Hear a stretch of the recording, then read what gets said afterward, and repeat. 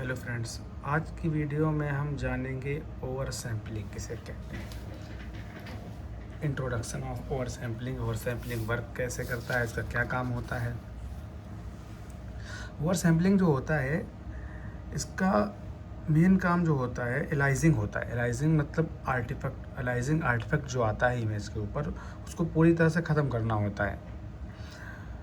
Aliasing क्या होता है? जब कोई एनाटॉमिकल स्ट्रक्चर, जैसे ये एनाटॉमिकल स्ट्रक्चर है, ये एफओवी है। एनाटॉमिकल स्ट्रक्चर जो है, जो सिलेक्ट किया गया एफओवी है, फील्ड ऑफ व्यू, ये फील्ड ऑफ व्यू जो सिलेक्ट किया गया होता है, सिलेक्ट फील्ड ऑफ व्यू जो होता है उससे बाहर होता है।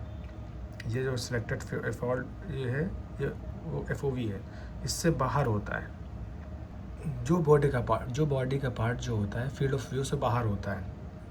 तो जो कॉइल होती है, आरएफ कॉइल की फ्रीक्वेंसी यहाँ तक आ रही है, ये यहाँ तक जाती है, फ्रीक्वेंसी यहाँ तक जाती है। तो जो सेंसिटिव जोन में जो होती है उसको जो है ये ओवरलैप कर देता है, फोल्डिंग टाइप में ओवरलैप करके। अगर हम ओवर सैम्पलिंग नहीं रखेंगे तो ये इमेज के अपोजिट साइड से ये ओवर सैम्पलिंग यहाँ पे आके ये इसका आर्टिफैक्ट यहाँ पे आ जाएगा। अभी मैं लाइव करके दिखाऊंगा आपको कैसे आता है। ये इसका आर्टिफैक्ट वो इस इमेज पे आकर दिखेगा। तो इसलिए इसको जो है सिलेक्टेड फील्ड ऑफ व्यू के बाहर जो है ओवर सैम्पलिंग जो होता है उसका बेसिक प्रिंसिपल जो होता है, इसका जो बेसिक काम होता है वो ये होता है कि जो ये डाटा है ये कलेक्ट करता है, डाटा का सैंपल कलेक्ट करता है फेस एफओवी के बाहर का, और फ्रीक्वेंसी मैपिंग भी करता है, और फिर एक्स्ट्रा डाटा को ये डिस्कार्ड कर देता है, यानी ख़त्म कर देता है। ये टू टाइप का होता है। ओवर सैम्पलिंग जो होता है दो तरह के होते हैं। एक होता है रिडआउट, इसमें भी फेस ही दिखा रहा है। रिडआउट 3D में दिखता है केवल। जब 3D सीक्वेंस चलाते हैं तो उसमें रिडआउट ओवर सैम्पलिंग, ये जो दिख रहा है ये फेस ओवर सैम्पलिंग है, और रिडआउट ओवर सैम्पलिंग जो होता है वो 3D में दिखता है। इसके रिडआउट जो फ्रिक्वेंसी होता है, इसका फ्रिक्वेंसी एग्जिस्ट एनालॉग जो होता है, analogue to digital ADC double rate पर सैम्पलिंग करता है, और डिजिटल लो पास फिल्टर से एक्स्ट्रा नॉइस और वार्म अप अराउंड सिग्नल को ब्लॉक कर देता है। इससे स्कैन टाइम पे क्या इम्पेक्ट पड़ता है? इसमें स्कैन टाइम पर कोई असर नहीं पड़ता है, कोई असर, मतलब जो हम 3D में जो ओवर सैम्पलिंग बढ़ाते हैं उसमें स्कैन टाइम पे कोई असर नहीं पड़ता है। इसलिए मॉडर्न, और ये जो रिडआउट एफओवी होता है, एक होता है रिडआउट एफओवी, इससे कोई असर नहीं पड़ता। लेकिन होता है फेस जो ओवर सैम्पलिंग, ये जो फेस ओवर सैम्पलिंग होती है ना, ये कैसे काम करता है? सिस्टम फेस इनकोडिंग एग्जिस्ट के अलॉन्ग एफओवी को बढ़ा देता है। एग्जाम्पल जैसे ये होता है जैसे 50% या 100% एक्स्ट्रा के स्पेस लाइन कलेक्ट करता है। ये जो होता है ये फेस एफओवी जो होता है, और रिकंस्ट्रक्शन के वक्त एक्स्ट्रा स्कैन एरिया को ऑटोमेटिक क्रॉप कर देता है। ये जो एक्स्ट्रा स्कैन है इसको क्रॉप कर देगा, ये ऑटोमेटिक ये क्रॉप कर देता है।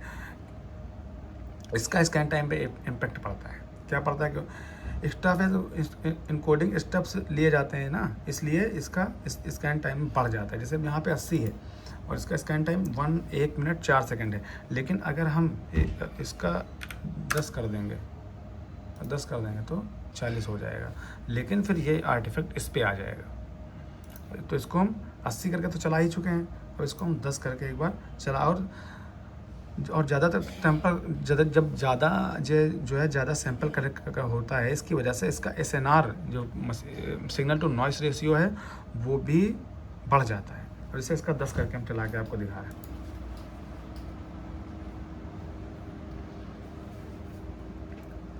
ये जो भी फील्ड ऑफ व्यू के बाहर था, जो भी एरिया फील्ड ऑफ व्यू के बाहर था, ये अभी रिंग आर्टिफैक्ट बन के इसके ऊपर आ जाएगा।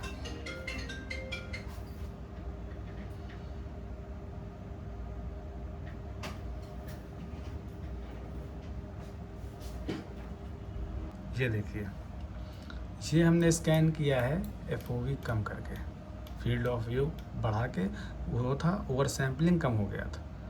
और इसका ये वाला जो है, ये वाला एक ये वाला है, इसका ओवर सैम्पलिंग 80 है, और ये वाला है इसका ओवर सैम्पलिंग 10 है। इसका टाइम जो है कम है, लेकिन इमेज देखो, ये आर्टिफैक्ट आ रहा है ना, ये रिंग टाइप का आर्टिफैक्ट ये ऊपर से नीचे की तरफ आ गया। तो ओवर सैम्पलिंग का जो मेन काम होता है वो फील्ड ऑफ व्यू के जो बाहर का एरिया होता है उसके डाटा के सैंपल को कलेक्ट करके डिस्कार्ड कर देना, यानी ख़त्म कर देना। कलेक्ट करता है लेकिन इसको ख़त्म कर देता है, इससे इमेज एकदम क्लियर आती है। अगर हम ओवर सैम्पलिंग नहीं बढ़ाएंगे तो इस तरह का आर्टिफैक्ट, ये जो आर्टिफैक्ट आता है, और इसमें जो इस मशीन में है तो ये जो क्या कहते हैं इसको, पोजीशन है कि कैसे हम स्कैन कर रहे हैं, fall from height anterior to posterior. तो फॉल फ्रॉम हाइट में कम से कम ओवर सैम्पलिंग 71 तक रखनी पड़ेगी, 70 से ऊपर रखनी पड़ेगी इसे है। और जो इंटीरियर टू पोस्टीरियर है, इंटीरियर टू पोस्टीरियर में जितना भी ओवर सैम्पलिंग जहाँ तक जा रही है उसको कवर ही करना पड़ेगा। उसमें कोई जो है ये नहीं कि 70 कर दिए, 71 कर दिए, 81 कर दिए तो वो कवर कर लेगा, नहीं, वो कवर नहीं करेगा। उसको हम जब जो भी पार्ट, इसे ये हम स्कैन कर रहे हैं, ये हम स्कैन कर रहे हैं, ये स्कैन कर रहे हैं, जैसे एग्जांपल के तौर पे ये हम स्कैन कर रहे हैं, लेकिन इसको हम फॉल फ्रॉम हाइट ना करके राइट टू लेफ़्ट कर देंगे। अगर राइट टू लेफ़्ट अगर कर दिया, राइट टू लेफ़्ट कर दिए और हम इस पे देख रहे हैं तो ये जो एरिया दिख रहा है ना, ये 70 में कवर नहीं होगा, इसको पूरा कवर करना पड़ेगा, यानी इसको कम से कम 90 में कवर करना पड़ेगा, क्योंकि यहाँ तक इसकी स्लाइस आ रही है, इसकी RF फ्रिक्वेंसी यहाँ तक आ रही है।